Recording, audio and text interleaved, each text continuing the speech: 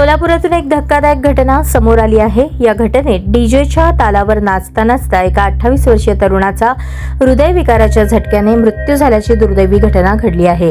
अभिषेक बिराजदार असे या मृत तरुणाचे नाव आहे। या प्रकरणी शहरातील फौजदार चौडी पोलीस ठाण्यात आकस्मिक मृत्यूची नोंद करण्यात आली आहे। या घटनेने परिसरात हळहळ व्यक्त होत आहे।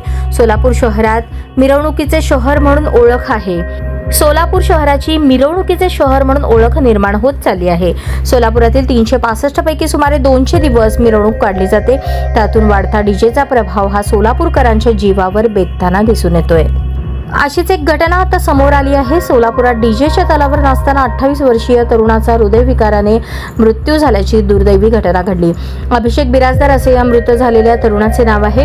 या घटनेने बिराजदार कुटुंबियांवर दुःखाचा डोंगर कोसळला आहे। सोलापुरात रविवारी अण्णाभाऊ साठे जयंतीनिमित्त मंडळाची मिरवणूक निघाली होती। या मिरवणुकीत अभिषेक बिराजदार नाचत निघाला होता। मात्र नाचून झाल्यानंतर तो एका दुकानापाशी बसला। त्यावेळेस अभिषेकच्या छातीत दुखू लागले। या दरम्यान त्याला हृदयविकाराचा झटका येऊन त्याचा दुर्दैवी मृत्यू झाला।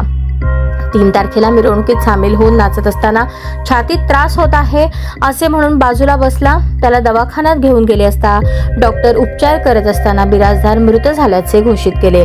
फौजदार चौडी पोलीस ठाण्यात आकस्मिक निधन म्हणून नोंद करण्यात आली आहे।